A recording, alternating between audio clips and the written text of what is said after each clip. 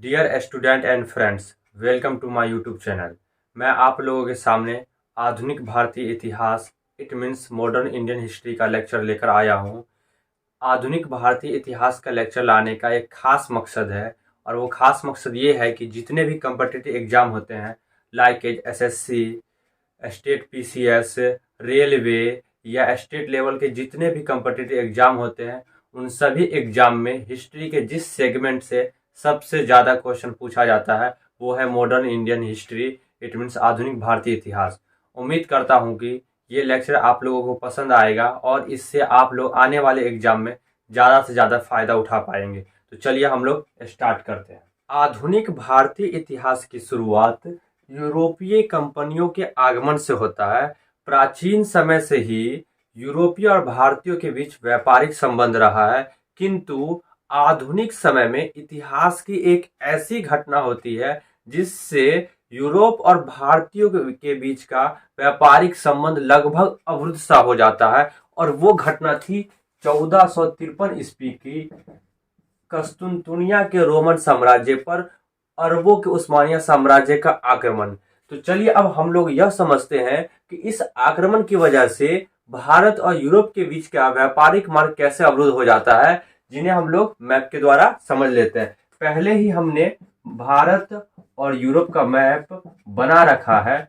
चूंकि हम लोग जानते हैं कि भारत के तीन तरफ क्या है, पानी है, तो भारत और यूरोप के बीच जो व्यापार होता था वह केवल और केवल स्थल मार्ग के द्वारा होता था। लेकिन जब 1453 ईस्वी में उस्मानिया साम्राज्य कस्तुनतुनिया पर आक्रमण कर देता है, जिसे हम लोग वर्तमान में इस्तांबुल के नाम से जानते हैं, जो तुर्की में अवस्थित है, तो उस आक्रमण की वजह से ये जो व्यापारिक मार्ग था ये उसके अधिकार क्षेत्र में हो जाता है, जिस कारण उस्मानिया साम्राज्य इस व्यापारिक मार्ग पर टैक्स लगा देते हैं।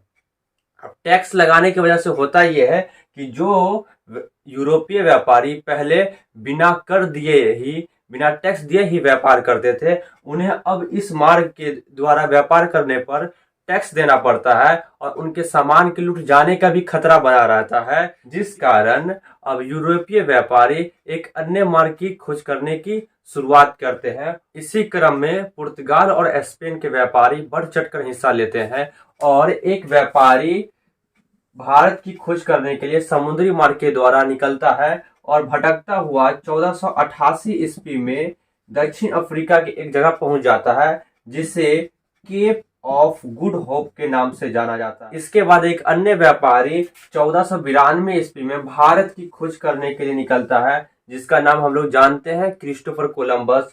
किंतु पृथ्वी गोल है, जिस कारण वह भारत न पहुंचकर वो इस तरफ अमेरिका पहुंच जाता है।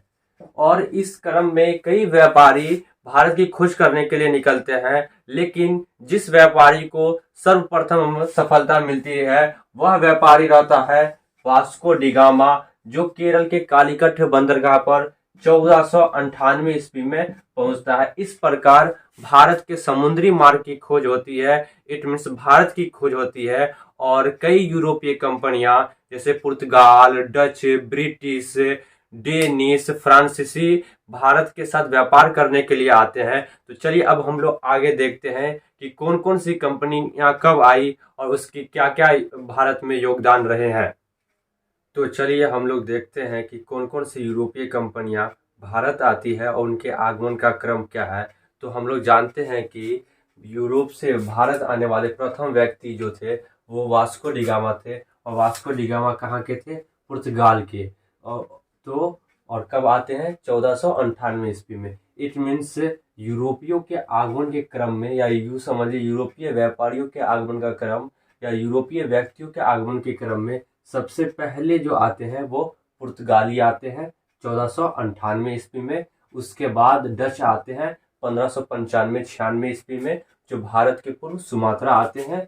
उसके बाद आने वाले यूरोपियों में ब्रिटिश है जो 1600 ईस्वी में आते हैं। उसके बाद डेनिश आते हैं 1616 ईस्वी में। उसके बाद फ्रांसीसी आते हैं 1664 ईस्वी में। उसके बाद स्वीडिश आते हैं 1731 ईस्वी में। यहाँ पे अक्सर स्टूडेंट को कंफ्यूजन रहता है कि ब्रिटिश पहले आए या डच पहले आए, उसी कंफ्यूजन को दूर करने के लिए हमने यूरोपीय कंपनियों के आगमन का क्रम भी लिख दिया है। ध्यान दीजिएगा, ये सिर्फ यूरोपियों के आगमन का क्रम है और ये यूरोपीय कंपनियों के आगमन का क्रम है। इट मीन्स यूरोपीय कंपनियों की स्थापना का क्रम है। तो यूरोपीय कंपनियों की स्थापना में सर्वप्रथम जो स्थापना हुई थी वो पुर्तगाली की हुई थी 1498 ईस्वी में। उसके बाद हुई थी ब्रिटिश की स्थापना 1600 ईस्वी में। यहाँ पे ध्यान दीजिएगा, ब्रिटिश ईस्ट इंडिया कंपनी की स्थापना डच ईस्ट इंडिया कंपनी से पहले होती है। हालांकि डच व्यापारी ब्रिटिश से पहले आते हैं। ध्यान दीजिएगा, डच व्यापारी ब्रिटिश से पहले आते हैं, जबकि ब्रिटिश ईस्ट इंडिया कंपनी की स्थापना डच से पहले होती है 1600 ईस्वी में, और डच ईस्ट इंडिया कंपनी की स्थापना 1602 ईस्वी में। उसके बाद डेनिश ईस्ट इंडिया कंपनी की स्थापना 1616 ईस्वी में। फ्रांसीसी कंपनी की स्थापना 1664 ईस्वी में। स्वीडिश कंपनी की स्थापना 1731 ईस्वी में। तो ये रहा यूरोपीय कंपनियों के आगमन का क्रम। अब हम लोग इसे चरणबद्ध तरीके से आगे देखेंगे। तो चलिए आगे देखते हैं। अब हम लोग पुर्तगालियों से संबंधित आपके एग्जाम में बनने वाले महत्वपूर्ण प्रश्न को देख लेते हैं कि कौन कौन से प्रश्न आपके एग्जाम में पुर्तगालियों से बन सकते हैं। तो हम लोग जानते हैं कि भारत की खोज किसने की थी? पुर्तगालियों ने की थी। और वो व्यक्ति कौन था जो सर्वप्रथम भारत आया था? तो वास्को डी गामा था, जो 1498 ईस्वी में भारत पहुंचा था। और भारत के कहाँ पहुंचा था? केरल के कालीकट बंदरगाह पहुंचा था। कहाँ पहुंचा था? कालीकट बंदरगाह। और वह जब केरल के कालीकट बंदरगाह पहुंचा था तो वहां के एक स्थानीय शासक जमोरी ने इनका बड़े पैमाने से और अच्छे से स्वागत किया था। कहा जाता है कि जब वास्को डी गामा पुर्तगाल से भारत की खोज करने के लिए निकला था तो वह 176 व्यक्ति एवं 4 बड़े जहाजों के साथ निकला था। किंतु जब वह भारत के तट पर यानी केरल के कालीकट बंदरगाह पर पहुंचता है तो उनके साथ मात्र 54 व्यक्ति ही जीवित बचते हैं और 2 जहाज ही सुरक्षित बचते हैं। और इन्हें भारत आने के क्रम में एक गुजरात के व्यक्ति है अब्दुल मनीर, जिन्होंने भारत का रास्ता दिखाया था। यूं समझ लीजिए कि वास्को डी गामा के पथ प्रदर्शक जो थे वो अब्दुल मनीर थे। कौन थे? अब्दुल मनीर, जो कहाँ के थे? जो गुजरात के एक व्यापारी थे। और इन्होंने ही वास्को डी गामा को भारत आने का रास्ता दिखाया था। अब चलिए हम लोग आगे देख लेते हैं। तो पुर्तगालियों के द्वारा स्थापित प्रथम फैक्ट्री, तो पुर्तगालियों के द्वारा स्थापित प्रथम फैक्ट्री कोची थी, जो 1503 ईस्वी में स्थापित किया गया था। कोची, जिसे हम लोग वर्तमान में कोचीन के नाम से जानते हैं, जो केरल में स्थित है। उसके बाद द्वितीय फैक्ट्री वो कन्नूर में थी। कहाँ थी? कन्नूर में। और इसकी स्थापना 1505 ईस्वी में हुई थी। अब आगे हम लोग देखते हैं। तो पुर्तगालियों के द्वारा भेजा गया प्रथम वायसराय या प्रथम पुर्तगाली वायसराय जो थे, जो फ्रांसिस्को डी अल्मीडा थे, जो वायसराय या गवर्नर बनकर 1505 ईस्वी में आए थे और 1509 ईस्वी तक भारत में गवर्नर के पद पर रहे थे। जो समझ लीजिए कि फ्रांसिस्को डी अल्मीडा का जो कार्यकाल था 1505 से लेकर 1509 ईस्वी तक था। फ्रांसिस्को डी अल्मीडा के द्वारा जो सबसे महत्वपूर्ण काम किया गया है, उन्होंने एक पॉलिसी लाई थी, नीले जल की नीति, जिसे ब्लू वाटर पॉलिसी कहते हैं।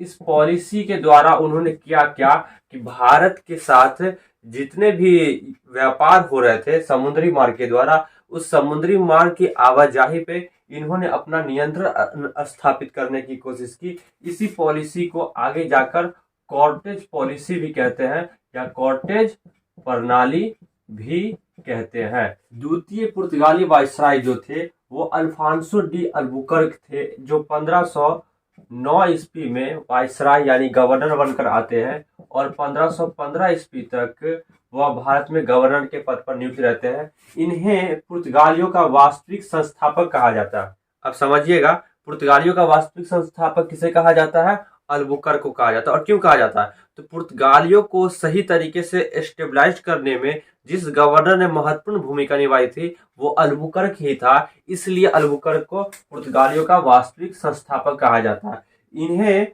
गोवा विजय के लिए याद किया जाता है। इन्होंने बीजापुर के शासक यूसुफ आदिल शाह से 1510 ईस्वी में गोवा को छीन लिया था, यानी गोवा को जीत लिया था। एक अन्य वायसराय में हम लोग नीनो डी कुन्हा के बारे में पढ़ते हैं। कभी कभी इनसे भी आपके एग्जाम में क्वेश्चन बन जाता है। नीनो डी कुन्हा 1529 ईस्वी में वायसराय या गवर्नर बनकर आते हैं और 1538 ईस्वी तक भारत में वह गवर्नर के पद पर नियुक्त रहते हैं। नीनो डी कुन्हा के द्वारा किए गए महत्वपूर्ण कार्यों में एक महत्वपूर्ण कार्य यह है कि इन्होंने मद्रास एवं हुगली में पुर्तगाली बस्ती बसाई थी और इन्होंने दमन एवं दीप पर अधिकार कर लिया था। इन्होंने अपनी राजधानी गोवा को बनाई थी, जो आगे चलकर पुर्तगालियों का मुख्यालय एवं पुर्तगालियों का राजधानी बनता है।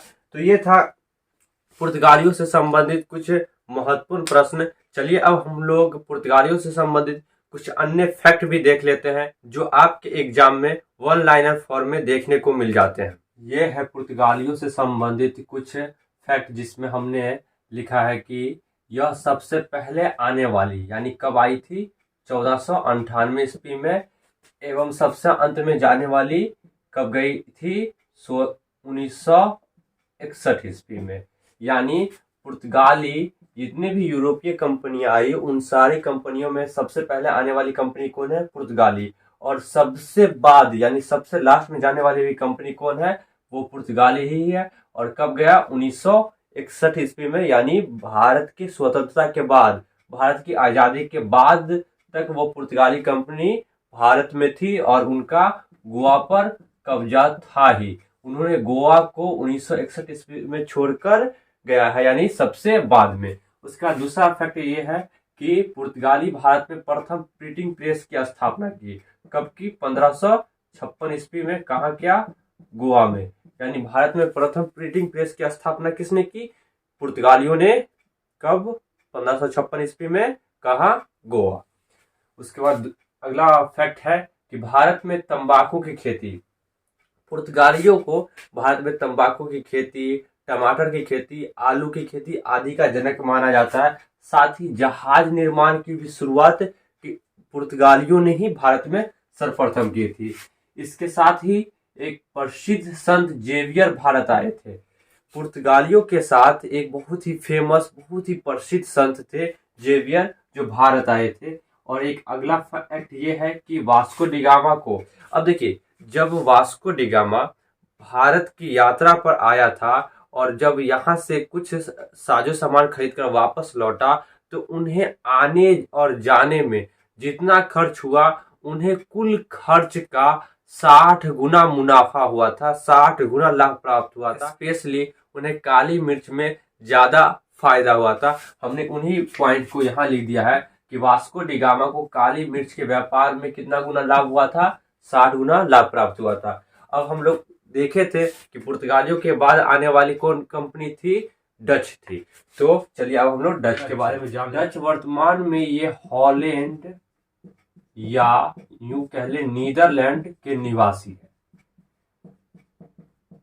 और पहले डच व्यापारी जो भारत आए थे वो है कॉर्नेलियन हाउटमैन, जो 1596 ईस्वी में भारत के पूर्व सुमात्रा पहुंचते हैं। हालांकि डच कंपनी की स्थापना 1602 ईस्वी में होती है, याद रखिएगा।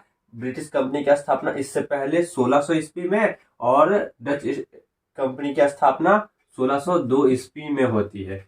डच की पहली फैक्ट्री की जो स्थापना होती है वो मसूलीपट्टनम में होती है 1605 ईस्वी में। इसके अलावा डच की द्वितीय फैक्ट्री जो रहती है, द्वितीय फैक्ट्री, इसकी स्थापना 1610 ईस्वी में पुलिकट में होती है। डच की कई फैक्ट्रियां थी, उनमें से कुछ फैक्ट्रियां हैं जैसे चिंसूरा, कोचिन, सूरत, करिकल, ये सारी जगह डचों की फैक्ट्री थी। अक्सर आपको एग्जाम में इन फैक्ट्रियों के बारे में पूछ लिया जाता है। उसके बाद डच का मुख्यालय या डच का की राजधानी जो थी वो पुलिकट थी। फोर्ट गेल्ड्रिया या यूं समझ लीजिए गेल्ड्रिया का किला। एक युद्ध है वेदरा का युद्ध जो 1759 ईस्वी में हुआ था अंग्रेज एवं डच के लिए। ये युद्ध बहुत ही निर्णायक साबित हुआ क्योंकि इस युद्ध में अंग्रेजों से डच बुरी तरह पराजित हो गए और अपना बोरिया बिस्तर समेट कर वापस लौट गए। इट मीन्स अपनी जितनी भी फैक्ट्रियां थी वह अंग्रेजों को बेचकर वह वापस चले जाते हैं। इस प्रकार से डचों का पतन हो जाता है। डच से संबंधित कुछ हमने फैक्ट्स लिख दिया है, जैसे कि इन्होंने मसालों की जगह कपड़ों के निर्यात को प्राथमिकता दी। जैसे जितने भी यूरोपीय कंपनियां थे, जैसे हम लोग पिछले देखे पुर्तगाली, तो वह ज्यादातर मसालों का व्यापार करते थे, लेकिन इन्होंने मसालों के व्यापार की जगह कपड़ों के व्यापार को प्राथमिकता दी और इन्होंने सर्वप्रथम संयुक्त पूंजी कंपनी आरंभ की। यानी डच ही थे जो सर्वप्रथम यानी सबसे पहले संयुक्त पूंजी आरंभ की। तो ये थे पुर्तगाली एवं डच से संबंधित कुछ फैक्ट। उम्मीद करता हूं कि ये लेक्चर आप लोगों को पसंद आया होगा। तो चलिए फिर हम लोग आने वाले लेक्चर में मिलेंगे और उसमें ब्रिटिश और अन्य यूरोपीय कंपनियों के बारे में पढ़ेंगे। तो thank you class, best of luck, have a nice day, bye bye.